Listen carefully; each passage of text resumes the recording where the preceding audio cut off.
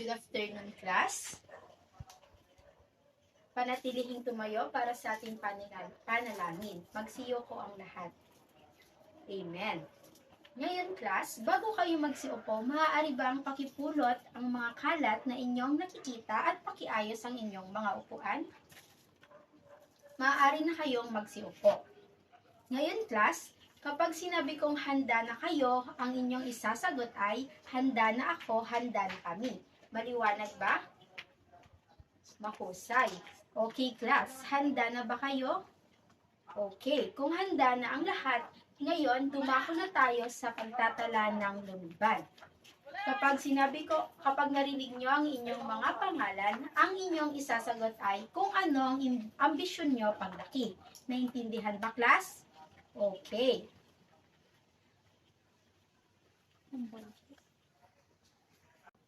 Okay. Abalos John Victor.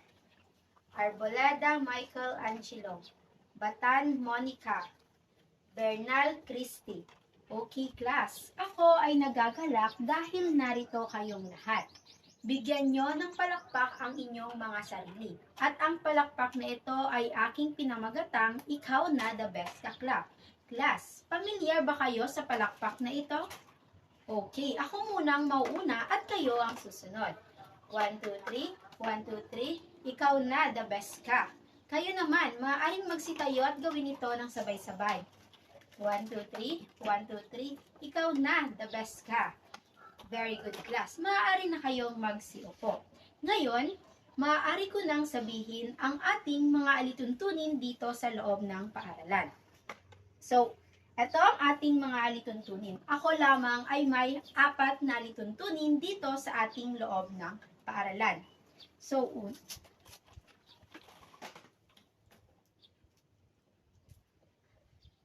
una, makinig sa guro kapag ito ay nagsasalita.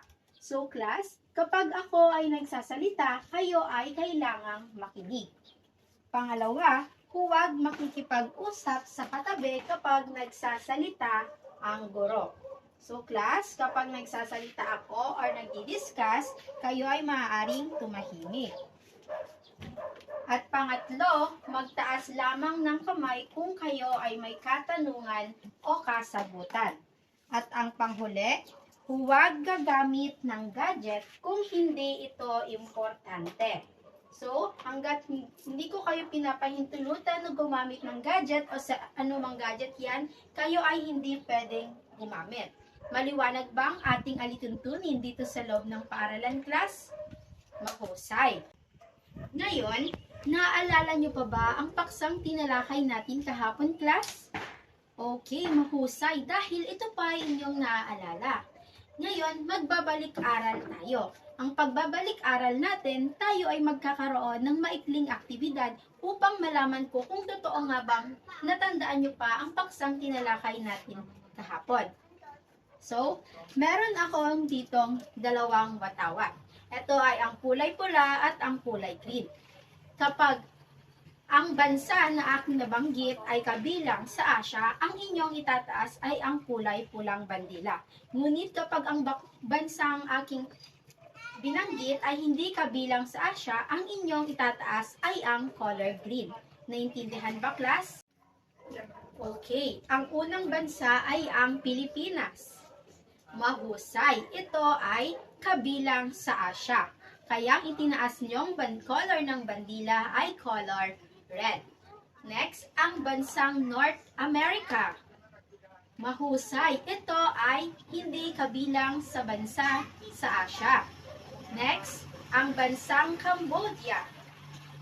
Magaling, dahil ito ay kabilang sa bansang Asya. So, class, ako ay nagagalak dahil natatandaan nyo pa rin or naaalala nyo pa rin ang paksang tinalakay natin kahapon.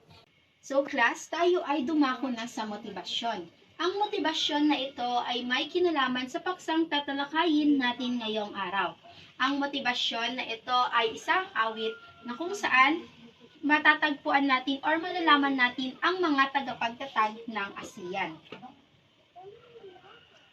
So, class, ako ay magpapatugtog ng musika And ito ay inyong sasabayan.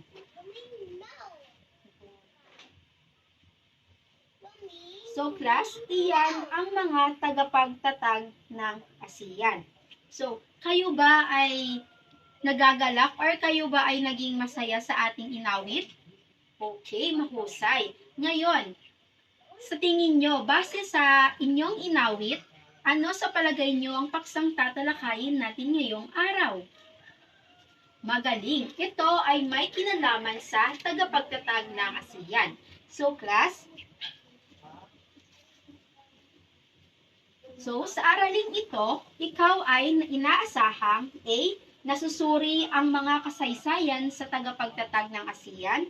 B. Napapahalagahan ang mga layunin ng ASEAN at organisasyong structural ng ASEAN. At C. Nakakagawa ng graphic organizer na nagpapakita ng mga pangyayari noong pagtatag ng ASEAN. So class, ang paksang tatalakayin natin ngayong araw ay ang pagtatag ng ASEAN. So, may idea ba kayo or meron ba kayong idea kung ano ang acronym ng ASEAN? Okay, wala. So class, ang acronym ng ASEAN stands for Association of the Southeast Asian Nation or ASEAN. So kayo ba ay may idea kung ano ang ibig sabihin ng ASEAN? Okay, wala. Ngayon, kayo ay magkakaroon na ng idea kung ano ang ibig sabihin ng ASEAN. So, ang Association of Southeast Asian Nation o ASEAN ay isang kapisanang binubuo ng mga bansa sa Timog Silangang Asya. Itinatag ito noong Agosto 8, 1967 sa pamamagitan ng Deklarasyon ng Bangkok, kung saan ang Indonesia, Malaysia, Singapore, Pilipinas at Thailand ang mga bansang unang naging kasapi nito. Nang nakita ng ibang mga bansa sa Timog Silangang Asya ang kabutihan ng pagiging kasapi ng ASEAN, kalaunan ang mga bansang Brunei, Vietnam, Laos, Myanmar at Cambodia ay sumapi na rin dito. So class, ang ASEAN ay isang regional na samahan ng mga bansa sa Timog Silangang Asya na itinatag noong Agosto 8, 1967. And noong Hulyo 24, 2006, ito ay pinamunuan ng dating Pangulo ng Timor-Leste na si Jose Horta na siyang lumagda na maging kasapi ito ng 5 taon. Okay class, gusto niyo pa ba ng aktibidad? Mahusay. Handa na ba kayo para sa ating panibagong aktibidad? Okay, kung handa na kayo, ito ay ating simulan na. Ang aktibidad na ito ay aking pinamagatang flag race. Pamilyar ba kayo sa aktibidad na ito? Okay. Kung pamilyar na kayo, sasabihin ko lang ang panutok. Ako ay may hawak na 2 bandila. Ito ay color red at color green. At ako ay may hawak na kahon na kung saan naglalaman ito ng mga katanungan patungkol sa paksang tinalakay natin kanina. So, ang bandila na ito ay aking ibibigay sa harapan at ito ay kanyang ipapasa sa kanyang katabi, kasabay ng musika. At kung huminto ang musika at kung sino ang may hawak ng bandila ay siyang sasagot. So, kayo ay 2 grupo. Ito ang group 1, color red, at ang color green ay sa group 2. Okay, maaari na ba natin itong simulan, class? Okay, ngayon simulan na natin. Okay, class, ito ay ating sisimulan na.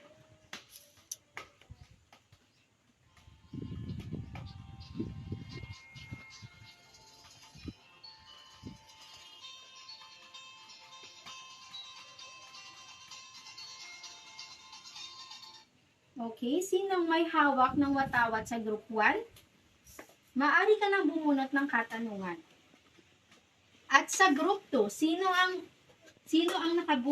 may hawak ng bandila? Okay, maaari ka nang bumunot ng katanungan. So, sa group 1, Charlotte, ano ang iyong nabunot na katanungan? Okay, ano nga bang ibig sabihin ng ASEAN? Very good. Ang ibig sabihin ng ASEAN ay Association of the Southeast Asian Nation. Ngayon, Jimwell, ano naman ang iyong nabunot na katanungan? Okay. Kailan ba itinatag ang ASEAN? Magaling. Ang ASEAN ay itinatag noong Agosto 8, 1967.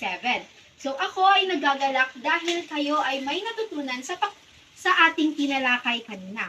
Ngayon, dumako na tayo sa tatalakayin nating susunod. Ngayon, dumako na tayo sa layunin ng ASEAN. Ang layunin ng ASEAN ay mayroong 5. At ang panguna ay mapanatili at mapangalagaan ang kapayapaan, katiwasayan, katatagan upang mapalakas ang mga pinahahalagahang simulain tungo sa kapayapaan sa rehiyon. So class, ibig sabihin dito, kailangan nating pahalagahan or mahalaga ang ASEAN dahil sila ay maaaring susi sa pag-unlad ng ating relihiyon o ng ating mga bansa sa ASEAN. So, ang pangalawang layunin ay magkaroon ng higit na katagang panrehiyon sa pamamagitan ng pagtataguyod ng higit pang pagtutulungang pampolitika, pangkaligtasan, pangkabuhayan at pangkultura. So, dito yung pagtutulungan ay isang mahalagang hakbang para sa pag-unlad ng ekonomiya, na kung saan kapag nagtutulungan ng isang miyembro, mas magiging maganda ang ating ekonomiya o komunidad. Ang pangatlong layunin naman ay mapanatili ang Timog Silangang Asya bilang isang sonang malaya sa sandatang nukleyar at malaya sa lahat ng iba pang sandatang pangwasak ng sangkatauhan. So, dito, ang Timog Silangang Asya ay isang rehiyong puno ng buhay, kultura at pag-asa. So, ang pagpapanatili ng Timog Silangang Asya ay mahalaga dahil ito ay ang nagpapaunlad sa ating komunidad o sa mga bansa sa Asya. So, dumako naman tayo sa pang-apat na layunin ng ASEAN. Matiyak na ang mga mamamayan at mga kasaping bansa ng ASEAN ay nabubuhay ng mapayapa kasama ng iba pang bansa sa kalakihang mundo sa isang kapaligirang makatarungan, malaya at magkakasundo. So dito, para mas maintindihan natin, isipin natin na ang mundo ay bilang isang malaking komunidad na kung saan ang bawat tao dito or ang bawat pamilya ay mayroong sariling kultura, tradisyon at paniniwala. So, dito sa number 4 is, ito yung nagiging tulay upang tayo ay magtulungan at magkaunawaan. Okay? Ang panghuling layunin ng ASEAN ay pababain ang antas ng kahirapan at paunlarin ang mga bansang ASEAN sa pamamagitan ng pagdadamayan at pagtutulungan. So, ang isang malaking hamon na kinakaharap ng mga bansang sa ASEAN ay ang kahirapan, na kung saan nakaisip sila ng solusyon kung paano nila maibababa ang kahirapan. So, ang solusyon na kanilang naisip ay kailangan nilang magtulungan at magdamayan sa lahat ng problema upang mapababa nila ang antas ng kahirapan, na kung saan kapag napababa nilang antas ng kahirapan, ang kanilang buhay ay maaaring maging maganda at maunlad. So, ayon ang 5 layunin ng ASEAN. Class, inyo bang naintindihan ang tinalakay nating 5 layunin ng ASEAN? Okay, mahusay. Ngayon, kayo ba ay may katanungan? Okay, kung kayo ay walang katanungan, ako ang magtatanong sa inyo. So, kailan itinatag ang ASEAN? Okay, and very good. Ang ASEAN ay itinatag noong Agosto 8, 1967. Sino ang namuno sa ASEAN or sino yung pangulo ng Timor-Leste na namuno sa ASEAN? Okay, Monica. Very good. Ito ay si Jose Horta. Ngayon, ano naman ang mga bansang unang naging kasapi ng ASEAN? Okay, Danica. Magaling. Ang mga bansang unang kasapi ng ASEAN ay ang Indonesia, Malaysia, Pilipinas, Singapore, at Thailand. So class, ako ay nagagalak dahil inyong naunawaan o naintindihan ang ating tinalakay ngayong araw. Naman ay ang Sangguniang Pamayanan ng ASEAN o Asian Community Council. Ano nga ba? So, ang Sangguniang Pamayanan ng ASEAN o ASEAN Community Council ay ang mga pangunahing katawan na nagpapatupad ng mga patakaran at programa ng ASEAN sa ilalim ng tatlong haligi ng ASEAN. Ito ay ang ASEAN Political Security Community or APSC. At ang pangalawa ay ang Asian Economic Community or EECE. At ang panghuli, ang ASEAN Socio-Cultural Community ACC. Naintindihan ba, class? Ang mga sangguniang pamayanan ng ASEAN ay nagsisilbing pangunahing tagapagpatupad ng mga patakaran at programa ng ASEAN. So dito din nagpupulong ang mga ASEAN or dinadaraos nila noong dalawang beses sa loob ng isang taon. Alam nyo na ba na noong 2017, nakuha ng Pilipinas ang kauna-unahang chairmanship sa ika-50 taon ng pagkatatayo.